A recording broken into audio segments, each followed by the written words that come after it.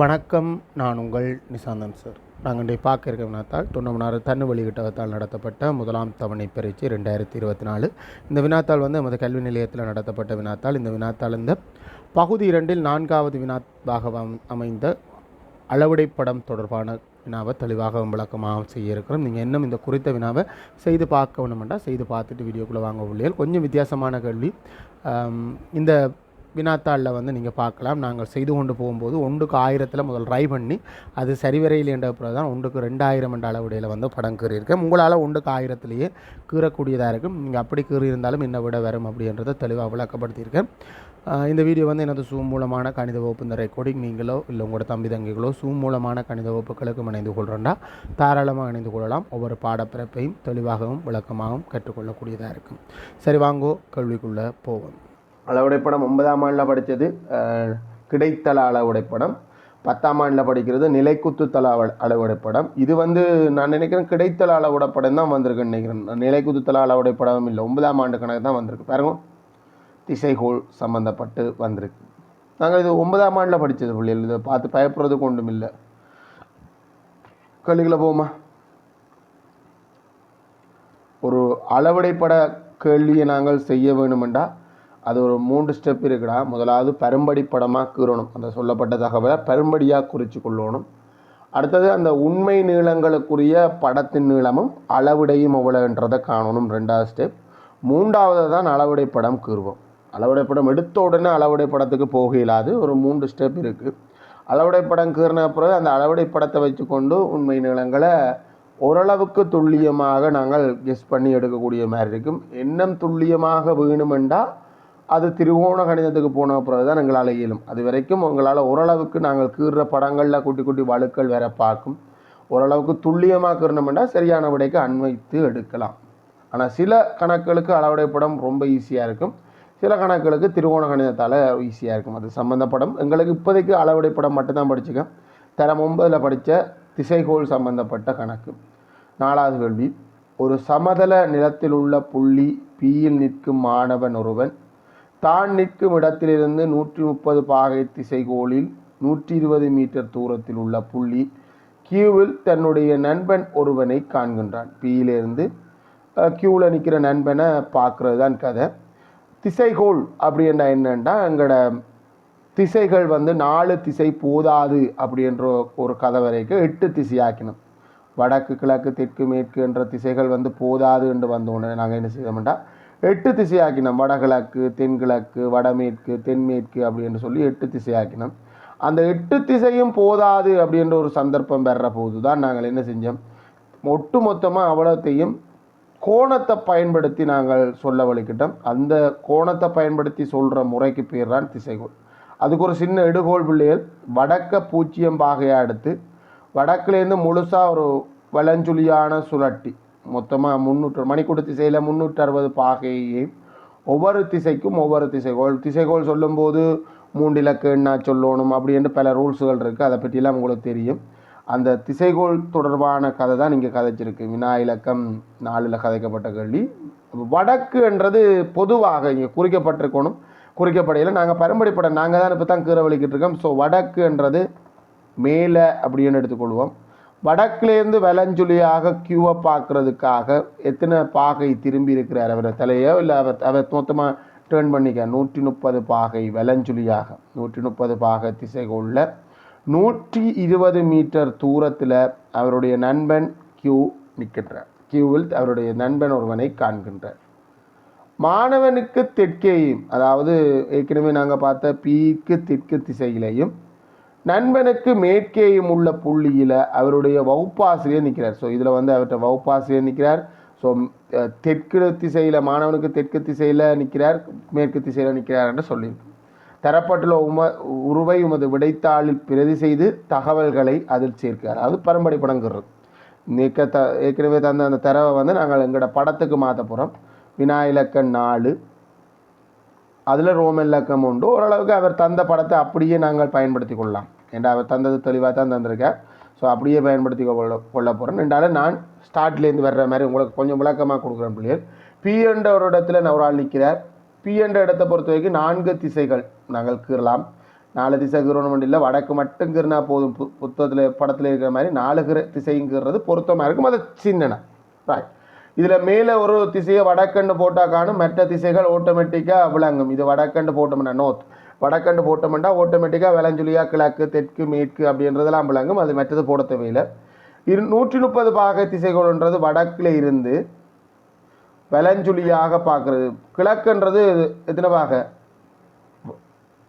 கிழக்குன்றது 90 பாகடா. என்ன இப்போ 130க்கு என்ன எவ்வளோ போக கிடக்கு? 40 பாகை போக கிடக்கு. 45க்கு கொஞ்சம் முன்னுக்கு வரும். ஸோ 130 பாகை திசைகோளில் 130ன்றதை குறிக்கணுமா, இதுக்குள்ள 40 குறிக்கணுமா? இல்லை, முழுமையாக சொல்லப்பட்ட திசைகோள் அப்படியே குறிக்கப்படணும். தேவைக்கேற்ற மாதிரி நாங்கள் பிறகு பயன்படுத்தலாம். சொல்லப்பட்ட திசைகோள் அப்படியே குறிக்கப்படணும். 130 பாகை திசைகோளில் 120 மீட்டர் தூரத்தில் அவருடைய நண்பன் கியூவை காண்கிறார். நண்பன் கியூன்ற இடத்துல நிற்கிறான். அந்த கியூன்றது ஒரு இடம், அந்த இடத்துல அவருடைய நண்பன் நிற்கிறான். இப்போ அவருக்கு தெற்கேயும், அதாவது அவர் நிற்கிறாருன்னு பிக்கு தெற்கேன்றது நாங்கள் ஏற்கனவே குறித்து வச்சுக்கோம். அவருக்கு தெற்கேயும் கியூவிற்கு மேற்கேயும். கியூவை பொறுத்த வரைக்கும் 4 திசை இருக்குது, வடக்கு கிழக்கு தெற்கு மேற்கு. அதில் மேற்கு திசையில் அவைகளுடைய வகுப்பாசிரியர் அந்த இடத்துல நிற்கிறார். வகுப்பாசிரியர் நிற்கிறார் இந்த இடத்துல. 6ல் வகுப்பாசிரியர் நிற்கிறார். இதுதான் அந்த சொல்லப்பட்ட படம். தகவல்கள் 130 பாகை 120 பாகை குறிச்சிருப்போம். அவ்வளோதான். அதை குறித்து காட்டுறது தான் அந்த 2வது கேள்வி. முதலாவது கேள்வி.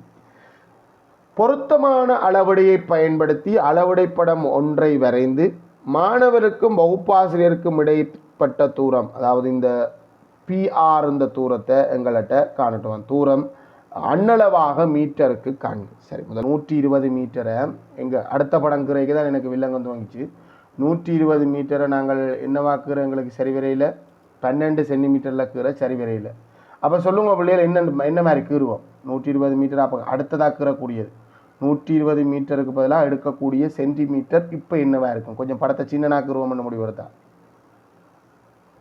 6 சென்டிமீட்டர். Very good. ஏனென்றாப்போ நாங்கள் மீட்டர்லேருந்து சென்டிமீட்டருக்கு வந்துட்டோம். 120 முதல் 10ஆல் வகுத்து போட்டோம் சரி வரையிலேண்டா நாங்கள் நேரடியாக வகுக்கக்கூடிய நம்பராக தான் எடுக்கணும். பொருத்தமான அளவுடை. நாங்கள் வில்லங்கத்துக்கு 10 எடுக்க போகிறேன் அப்படி என்றெல்லாம் எடுக்கக்கூடாது. பொருத்தமற்ற விகிதங்கள் எடுத்துடக்கூடாது, கஷ்டப்படுவீங்க. ஸோ அடுத்தது நாங்கள் பார்த்தா அதை இன்னும் சின்னனாக்கணும்னா இது இன்னும் 2 மடங்கு சின்னனாக்கலாம். 20ஆல் வகுக்கிறது. சைவர் உண்டை கட் பண்ணி 20ஆல் வகுத்தோம்னா என்னென்னு வரப்போகுது? 6 சென்டிமீட்டரில் வகை குறிக்க போகிறோம். 120 மீட்டருக்கு பதிலாக 6 சென்டிமீட்டர் நீளமான கோடு தான் கீற போகிறேன். சரி, இப்போ நான் அந்த படம் கீறதுக்கு வரேன் பிள்ளைகள். திரும்பத்தான் கீறணும். முதலெல்லாம் கீறி சரி வராமல் போனதான் ஒன்றும் செய்யலாது, திரும்பத்தான் கீறணும்.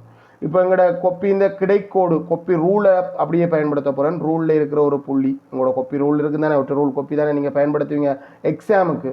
ஸோ அந்த ரூலில் இருக்கிற ஒரு புள்ளியை எடுத்துக்கொள்கிறேன். இது கொப்பி ரூல், நீங்கள் இது கீற வேண்டிய அவசியம் இல்லை, நான் விளக்கத்துக்காண்டி கீறிருக்கேன். ரூலில் இருக்கிற ஒரு புள்ளியை எடுத்துக்கொள்கிறேன். இந்த புள்ளிக்கு பேர் பி. அந்த நண்பன் பியிலேருந்து தான் துவங்குது. விட்ட கதை வந்து பியிலேருந்து தான் துவங்குது. அந்த புள்ளிக்கு பேர் பி. பியிலிருந்து நாங்கள் 130 பாகை திசைகோள் எடுக்கணும். ஸோ பியில் எங்கட பாகமானியை வச்சு பாகமானியை கொண்டு போய் கிழக்கில் 90 பொருத்திடமெண்டா ஆட்டோமேட்டிக்காக வடக்கில் 0 பொருத்திடும். ஏன்னா மினக்கட்டு கொண்டெல்லாம் இருக்க தேவையில்லை. 90 பாகை பிடிச்சி வடக்கு குறிச்சி, அது பெரும்படிப்படுறதுக்கு தான் வடக்கு குறிச்சி வரணும். இங்கே வடக்கு இதில் ஒரு சைடில் தான் குறிப்போம், அதெல்லாம் தேவையற்ற கதை. ஸோ 90 பாகை எடுத்து 90லேருந்து மேலேருந்து 0லேருந்து விலஞ்சுலியாக நாங்கள் 130 பாகையை தேடி பிடிச்சி வரணும். 130 பாகை இருக்குது, இந்த இருக்குது 130 பாகை.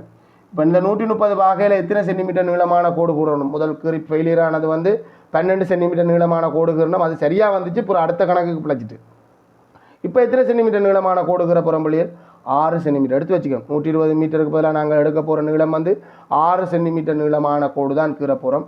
ஸோ 6 சென்டிமீட்டர் நீளமான கோடு அடிமட்டத்தை பயன்படுத்தி கீற போகிறோம். பியிலேருந்து நேர கீறலாம் பிள்ளைகள். அமைப்பு மாதிரி கோடு கீறி 6 சென்டிமீட்டர் நீளமான வில் எடுத்து வெட்டணும், அந்த ப்ரொசீஜர் இங்கே இல்லை. நீங்கள் அப்படி கீறினாலும் பிழையும் இல்லை. ஆனால் நீங்கள் நேர அடிமட்டத்தை பயன்படுத்தி 6 சென்டிமீட்டர் நீளமான கோட்டை கீறலாம். 6 சென்டிமீட்டர் நீளமான கோட்டை கீறி போட்டு அந்த குறித்த 6 சென்டிமீட்டர் முடிவில் அவருடைய நண்பன் நிற்கிற இடம், அந்த நண்பன் நிற்கிற இடத்துக்கான பெயர் ஆர். ஸோ அந்த இடத்துக்கு பேரை நாங்கள் குறித்து கொள்கிறோம். ஆறுன்ற இடத்துல அவருடைய நண்பன் நிற்கின்றார். இப்போ அடுத்த கட்டம் என்னென்னா, அவருடைய வகுப்பாசிரியர் எங்கே நிற்கிறாருன்னு சொன்னால் பிக்கு தெற்கு திசையில். திரும்பவும் பிள்ளை விட்டுட்டுனா திரும்ப அழிச்சா இது அழியுமோ தான் தெரியல, கோடு தான் அழியும், அதுதான்டா இல்லைங்க. சரி, அதை வெட்டி விடுவோமா.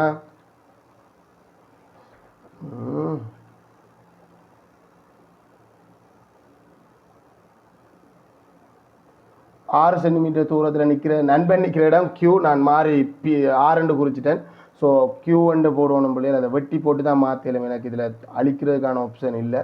ஸோ நான் வெட்டி மாற்றுறேன் அந்த இடத்த. அது Q இடத்துல அவருடைய நண்பன் நிற்கிறார். சரி, நண்பன் நிற்கட்டும்.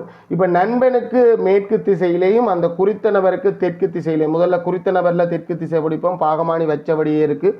தெற்குன்றது 180 பாகை திசைகோள், மேலேருந்து கீழே எதிராக இருக்கும் 180 பாகை திசைகோள். ஸோ இந்த ஒரு கோட்டக்கிடலாம். அந்த குறித்த நபருக்கு 180 பாகை திசைகோளில் யார் நிற்கிறாருண்டா அவருடைய திருப்ப எங்களுக்கு இந்த கோடை திரும்ப தேவைப்படுது. நாங்கள் ஏற்கனவே அங்கால கேள்வி வாசிச்சு நாடி தெரியுது. ஸோ அந்த கோட்டை நீளமாகவே கீறிட்டேன். தெற்கு திசையிலையும் குறித்த நபருக்கு மேற்கு திசையிலையும். இப்போ குறித்த நபர் அந்த நண்பன், அந்த நண்பனுக்கு மேற்கு திசை எடுக்கிறதுல சிக்கல் இருக்கும். ஏன்னா அந்த நண்பன் நிற்கிற இடம் வந்து ஒரு கிடைக்கோட்டில் வந்து சேராது. ஸோ நண்பனுக்கு மேற்கு திசை எடுக்கிறதுக்கு என்ன செய்யணும்னா முதல்ல நண்பனுக்கு வடக்கு எடுக்கணும். பாகமானிய நண்பன் நின்ற இடத்துக்கு கொண்டு வா, எதிர்வளத்தில் சுற்றி அவனை 130 பாகையில் பொறுத்து தண்டவாடில் வரும்.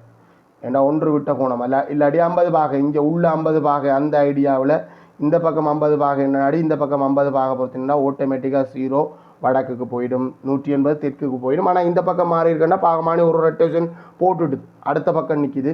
இப்போ எனக்கு தேவை என்ன, மேற்கு திசை. மேற்குன்றது தெற்கிலேருந்து 190 பாகை, மொத்தமாக 270 பாகை திசைகோள். அப்போ நீ 90 பாகையை மார்க் பண்ணிவிட்டு பாகமானியை தூக்கிட்டு அந்த கோடக்கூறு இந்த 2 பேரும் அந்த 2 புள்ளிகளும் இடைவெற்ற இடத்துல தான் அவருடைய வகுப்பாசிரியர் நிற்கிறார்.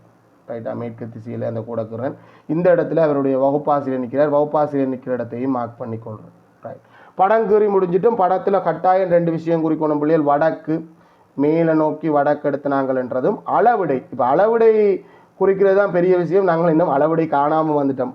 கணக்கு செஞ்சு களைச்சி போன கரைச்சலில் ஓடி வந்துட்டோம். அளவிடை என்னென்றா எடுக்கிறது. அளவிடை என்றது எதுக்கும் இடையிலான விகிதம்.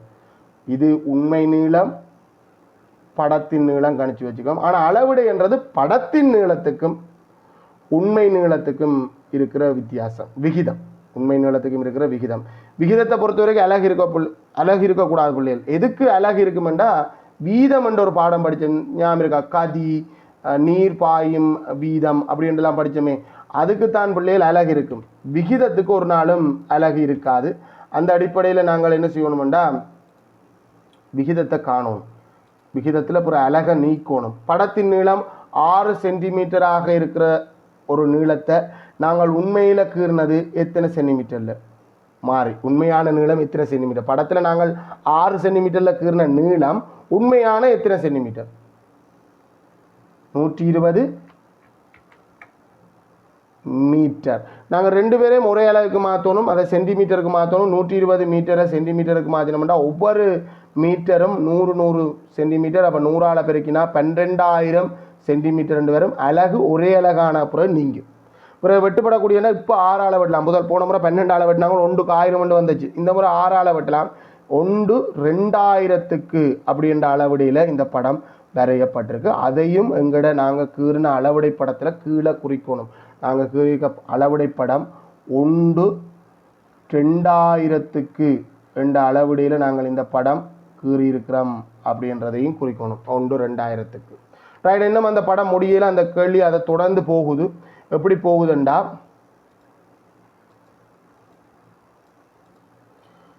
வகுப்பாசிரியருக்கு தெற்கே 50 மீட்டர் தூரத்தில் எஸ் எனும் புள்ளியில் அதிபர் நிற்கின்றார். இப்போ என்ன பிரச்சனைன்னா, 50 மீட்டர் தூரத்தை நாங்கள் படத்தில் எத்தனை சென்டிமீட்டரில் கீற போகிறோம் அப்படின்ற நீளம் வேணும்.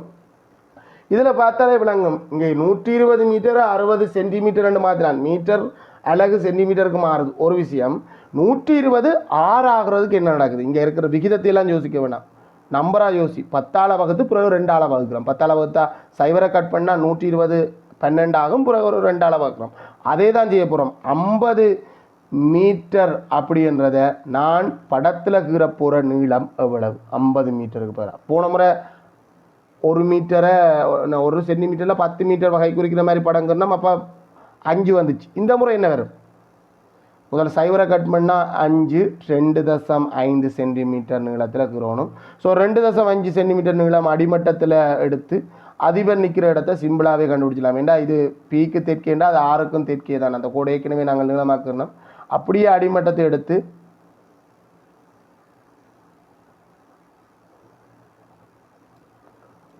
அந்த ஏற்கனவே இருக்கிற அந்த தெற்கு திசை கோட்டிலேயே நாங்கள் கொண்டு வந்து குறிச்சிட்டு கோடலாங்கிற வேண்டிய அவசியம் இல்லை தானே. 2.5 சென்டிமீட்டர் நீளமான கோடு 2.5 சென்டிமீட்டர் இடத்தை புள்ளியை பிடிச்சிட்டு அந்த புள்ளிக்கு பேர் வந்து அதிபர் நிற்கிற இடம். அதிபர் நிற்கிற இடத்துக்கு என்ன பேர்? எஸ் என்ற புள்ளி. ஸோ குறித்த எஸ் என்ற புள்ளியை நீங்கள் குறித்து கொள்ளலாம். குறித்த எஸ் என்ற புள்ளி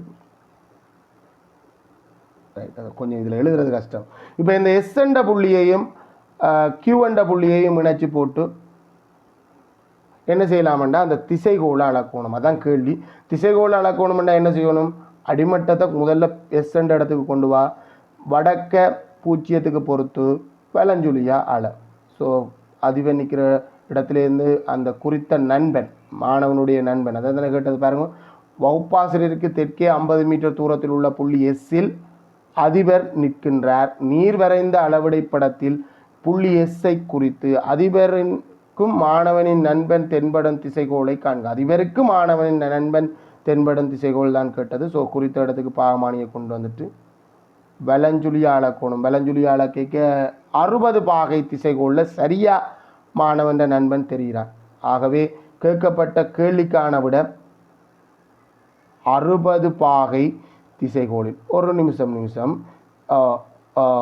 உங்களுக்கு 62 வந்தால் சரியான அதில் ஒரு பிழையும் இல்லை. 60ன்றது கொஞ்சம் இதில் வந்து கொஞ்சம் விலகல் கூடவா இருக்கும். நான் 60 எடுக்கிறேன்னா 60 தான் துல்லியமான விடையண்டு இல்லை.